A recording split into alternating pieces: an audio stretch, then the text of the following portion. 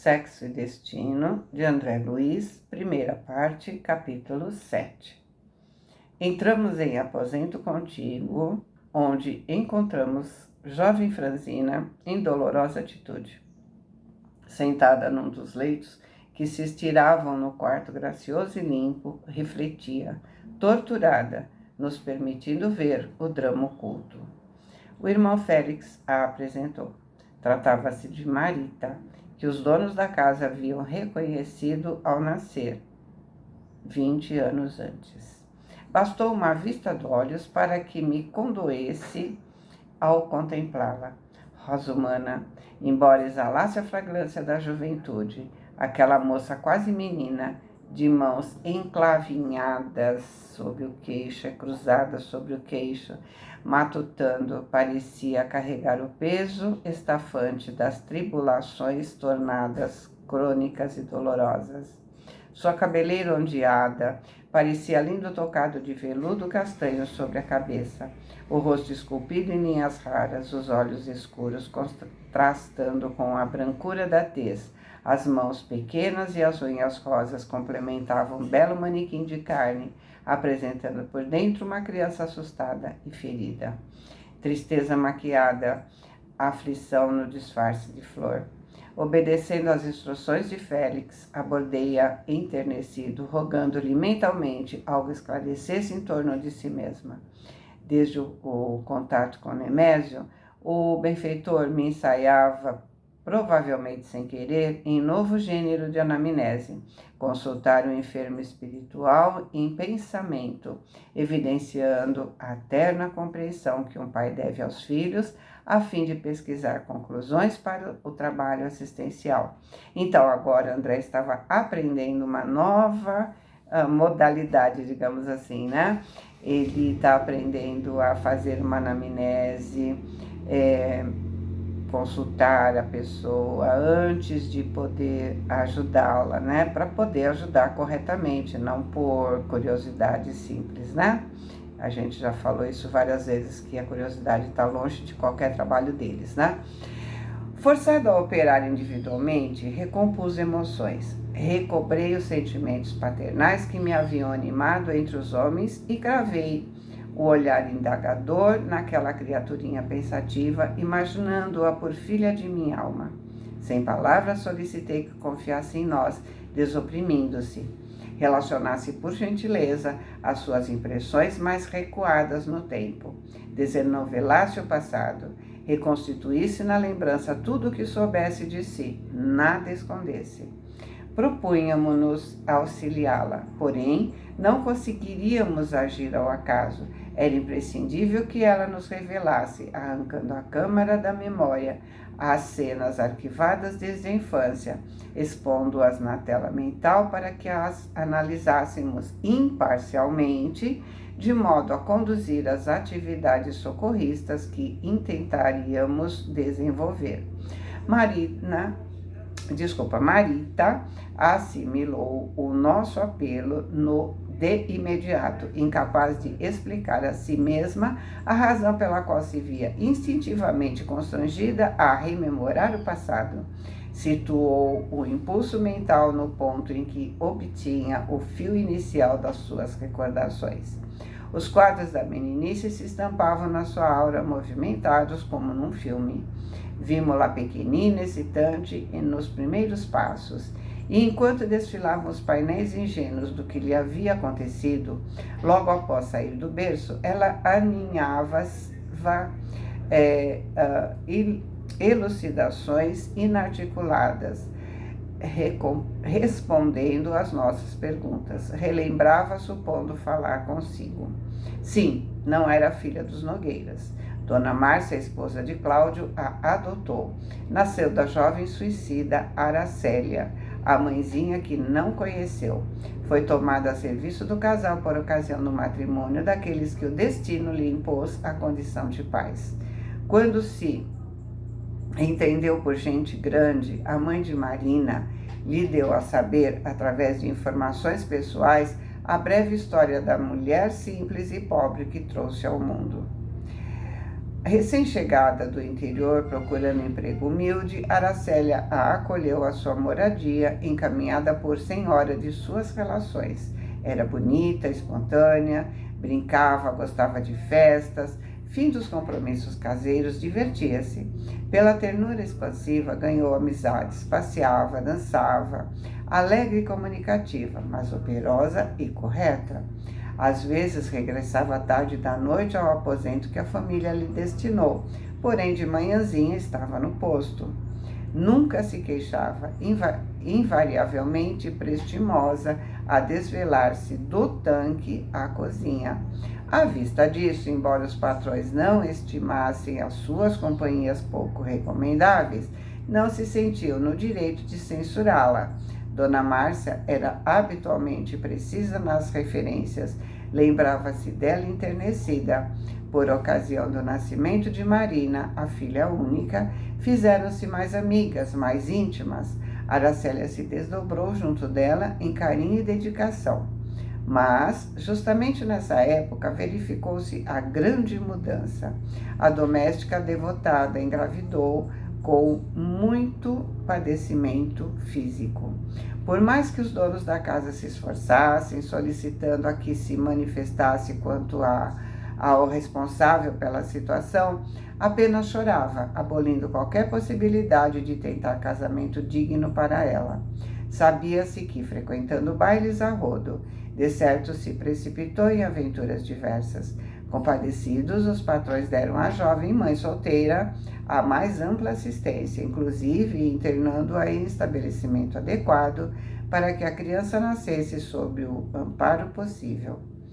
Nesse tópico das amargurosas reminiscências, a menina estacou mentalmente, como se estivesse cansada de pensar no mesmo assunto. Foi assim que ela, Marita, chegou ao mundo. Seus olhos marejaram de lágrimas, estabelecendo confronto entre as provações da mãezinha e as dela própria. No entanto, para não distrair a pesquisa em curso, sugeri-lhe continuasse, e o monólogo prosseguiu.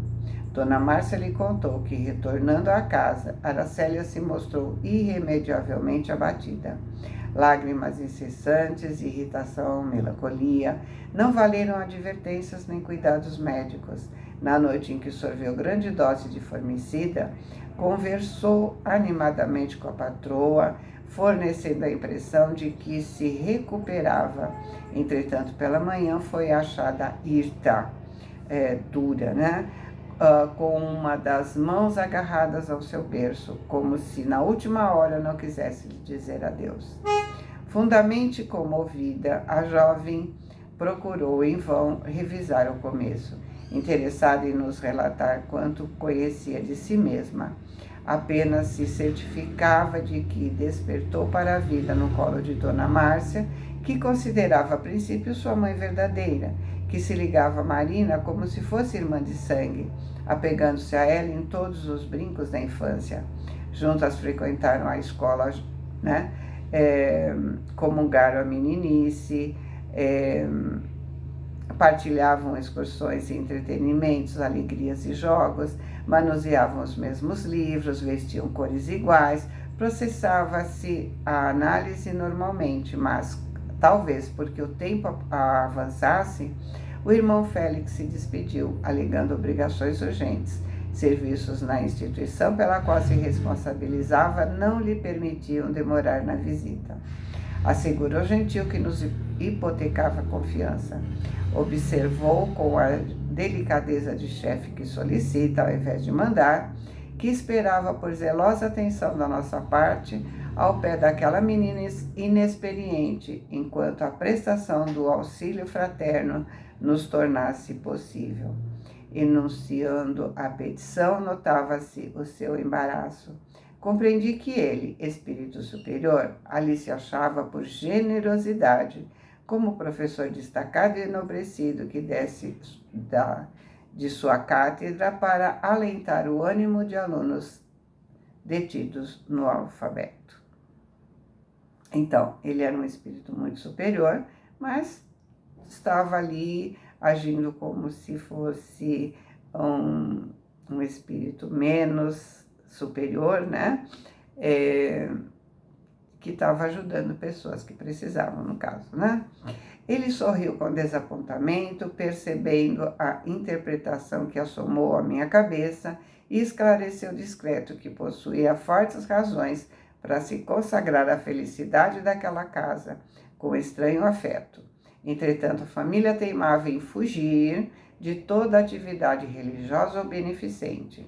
Ninguém ali se interessava pelo culto das orações ou do estudo.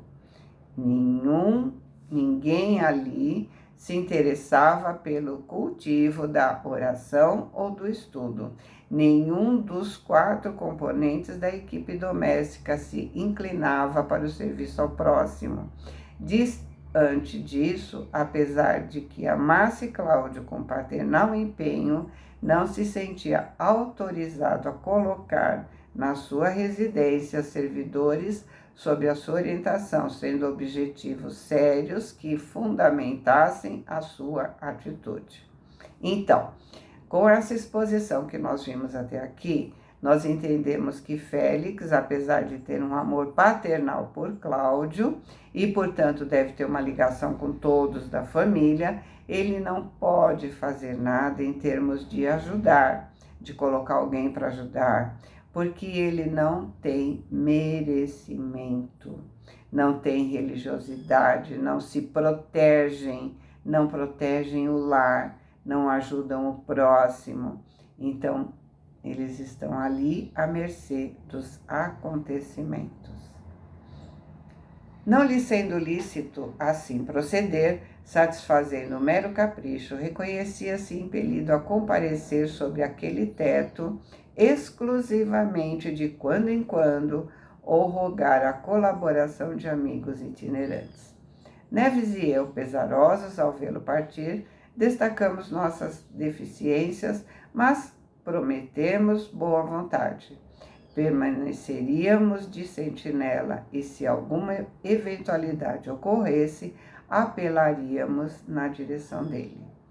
Félix sorriu e informou que Amaro, o enfermeiro de Beatriz e diversos cooperadores operavam nos arredores, todos dedicados amigos, prontos a ajudar, embora sem qualquer obrigação para isso.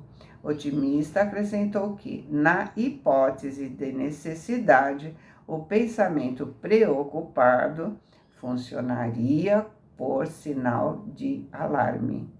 Estávamos a sós em serviço. Fim do ligeiro intervalo, retomamos a análise em curso. Observei que Neves se esmerava mais atentamente em ser útil. Marita, que se aliou das próprias reminiscências por instante rápido, voltou automaticamente a memorizar, expondo-nos à vista as telas do passado próximo que eram abordáveis ao seu conhecimento. Mergulhada na imaginação, como se devaneasse em conta própria, surpreendia-se mentalmente no colo materno ou colada à irmã, na segurança inocente de quem se supunha plenamente ajustada ao quadro familiar. Revia Cláudia sustentá-la nos braços por flor terna desabotoada num tronco juvenil, transmitindo-lhe a impressão de pai legítimo. Ou a felicidade fugidia da infância, as doces convicções dos primeiros dias. Como suspirava pelo retrocesso do tempo para dormir na simplicidade. Súbito sua alma se espedaçou, como se implacável bisturi retalhasse os seus nervos. A vimos cair numa explosão de lágrimas. Em sua mente se coloriu a festa distante que havia comemorado o término do primeiro curso escolar 9 anos antes. Detinha-se no Instituto Garrido, elegante, nos adeuses aos colegas, nas palavras de saudação e reconhecimento que proferiu. Feliz diante dos mestres e nos beijos que recebeu sobre os cabelos que se derramavam nos ombros. Depois, em casa, o olhar diferente de Dona Márcia, no aposento, à porta fechada. Desde então iniciou o conflito da vida inteira. A revelação inesperada feriu seu espírito como pedra contundente, decisiva. De improviso, a alegria infantil se esmoreceu. Sentiu-se criatura humana adulta, amadurecida e sofredora. De um momento para outro, não era filha da casa, era órfã adotada pelos corações queridos, aos quais amava tanto, julgando pertencer-lhe. Isso arrebatou seu coração. Pela primeira vez chorou com medo de enlaçar-se àquela a cujo peito se albergava. Até ali, nas horas difíceis, como se alinhasse no refúgio maternal. Sentia-se machucada, sozinha. Dona Márcia, diligenciando esclarecer com evidente bondade, explicava. Ela, até então menina irresponsável e risonha, repentinamente torturada, ouvia. Ansiava perguntar o porquê de tudo aquilo, mas a voz calou na sua garganta. Era preciso aceitar a verdade, se conformar, sofrer. A mãe adotiva se esforçou por diluir a amargura na notificação no bálsamo de carinho, mas não esqueceu de lhe dizer, em tom conselheiro, você deve crescer sabendo tudo, melhor saber hoje que amanhã. Filhos adotivos, quando crescem, ignorando a verdade, costumam trazer enormes complicações, principalmente quando ouvem esclarecimentos de outras pessoas. E acrescentou, diante do silêncio em que ela afogava as próprias lágrimas: não chore, estou apenas explicando. Você sabe que criamos você por filha, mas é necessário que conheça a realidade toda. Adotamos você, lembrando a Aracélia tão amiga, tão boa. E as informações foram imediatamente complementadas com a exibição de fotografias e relíquias da mãe suicida, arrancadas de pequena caixa de madeira que Dona Márcia trouxe. Espantada, revirou nervosamente nas mãos aqueles retratos e adereços da moça pobre. Sensibilizou-se ao ver os colares de fantasia, os anéis de plaquê, bijuteria, né? Era tudo quanto restava daquela mãe que desconhecia. Contemplou a imagem dela nas fotos que o tempo amareleceu e experimentou profunda e indizível atração por aqueles olhos grandes e tristes que pareciam arrebatá-la do quarto para um mundo diferente. Porém, não amadureceu o raciocínio para pensar nas angústias daquela mulher que o sofrimento abateu. A reflexão em torno da mãezinha desencarnada durou um momento só. Achava-se melindrada em demasia para deslocar-se facilmente da sua dor.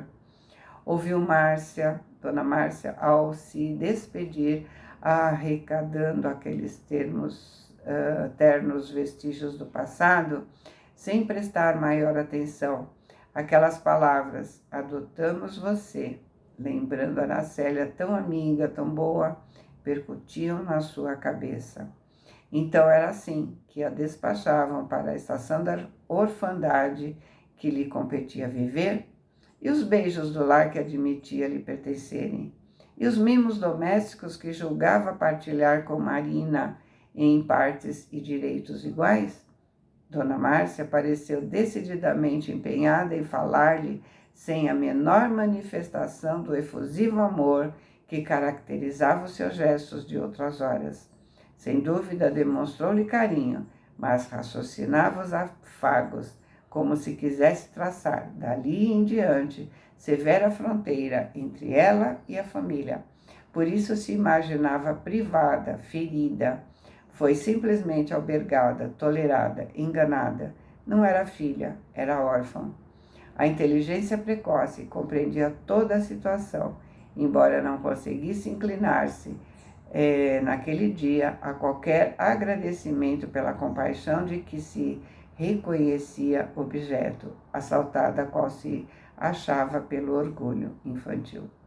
Em seguida, a pausa rápida no curso das comovedoras reminiscências, Marita desdobrou-se à vista uma cena enternecedora e inesquecível. De minha parte, nunca registrei uma dor de criança assim tão profunda. Ah, sim, Aquele fato nunca mais se desvinculou da sua memória.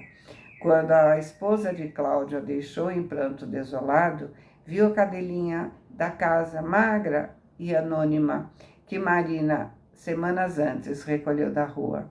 O animalzinho se aproximou dela como se aderisse à sua mágoa, lambendo suas mãos. Ela, por sua vez, retribuiu sua carícia, como se lhe transferisse toda a carga de amor que acreditava lhe foi restituída naquele instante por Dona Márcia, e chorando, abraçou-se à cachorrinha afetuosa, gritando num desabafo: "Ai, joia, não é só você que foi enjeitada, eu também." Desde esse dia, sua vida se transformou, perdeu de todo a espontaneidade. A partir da revelação que não mais se desencravou do seu cérebro, conjecturava-se diminuída, lesada, dependente. Semelhante suplício moral que adquiriu aos 11 de idade, atenuava-se tão somente pela dedicação incessante do pai adotivo, que se lhe confirmava mais terno, à medida que Dona Márcia e a filha se afastavam da comunhão espiritual. Era sozinha em assuntos de sexo.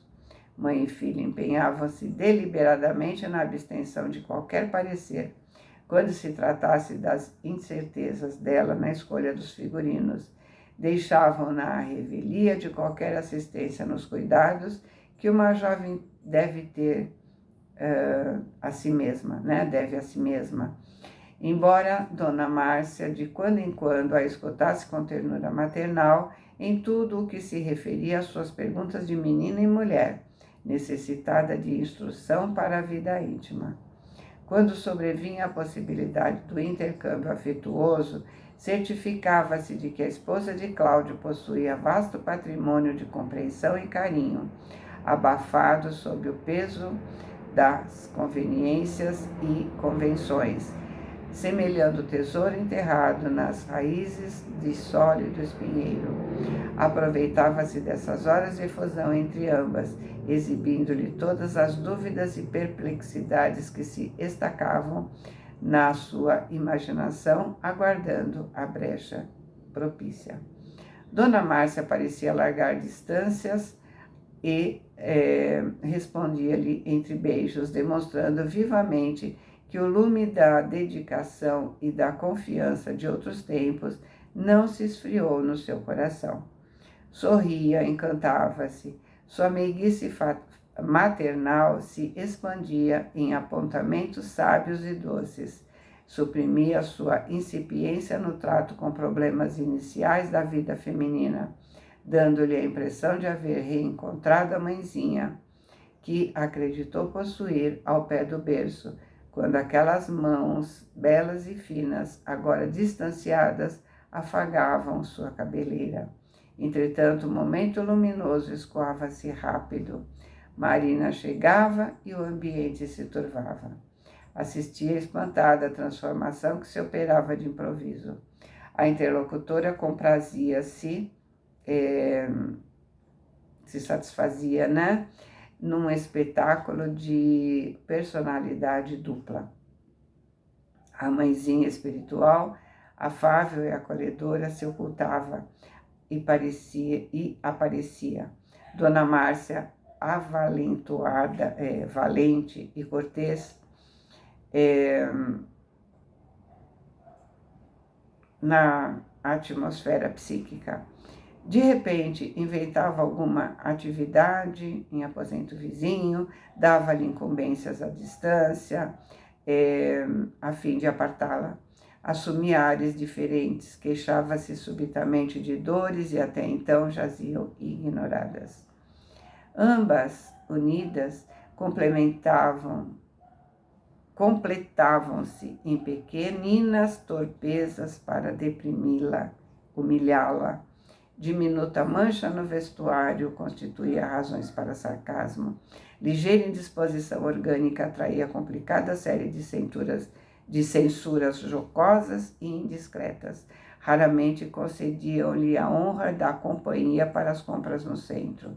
E se as casas comerciais visitadas não dispunham, eventualmente de recursos mobilizáveis na entrega de encomendas, não se pejavam, não se envergonhavam, mãe e filha, de carregá-la com pacotes diversos, exercitando cruelmente risonha de pejorativos com os que agravavam o seu constrangimento e subalternidade.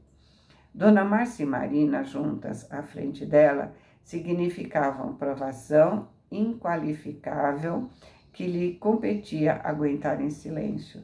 Nesses instantes, sentiu o coração descompassado, em desconforto indizível, como se estivesse deixada de lado num teste de tolerância e paciência perante examinadores que avaliavam as suas reações entre o chiste e a impiedade.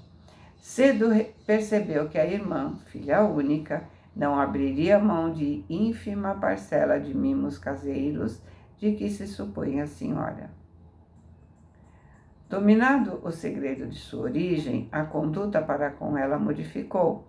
Tramava motivos para biografá-la nas conversas com as amigas, suprimindo previamente quaisquer dúvidas suscetíveis de ocorrer com relação às duas no meio social. Criticava os seus gostos e atitudes, e a mãe não fazia mistério na tomada de posição. Em separado, não vacilava ceder-lhe a ternura que vinha do passado, enriquecida talvez pela compaixão que ela, moça pobre, inspirava no presente. Isso, porém, exacerbava a sua secura, ansiava repouso em dedicações estáveis. A solidão pesava sem qualquer parente consanguíneo que lhe disputasse os vínculos da amizade. Mensagens aos familiares de Aracélia nunca mereceram resposta. Informações procedentes da remota cidade em que sua mãe nasceu inteiraram-na, por fim, de que todos eles haviam demandado outras regiões do país, apetecendo melhor sorte. Retinha suficiente autocrítica e discernia a situação. Estava só. Marita, que conjecturava reaver lembranças por impulso deliberado, fraqueou o propósito de recriar-se para dar conta de si, como quem se propõe a aliviar por momentos a carga que transporta, a fim de interrogar-se quanto aos empecilhos do caminho. Afrouxamos com naturalidade a observação aguda com que acompanhávamos sua exposição silenciosa. Gente, eu vou parar por aqui porque não vai caber tudo, tá? Vamos aguardar a segunda parte.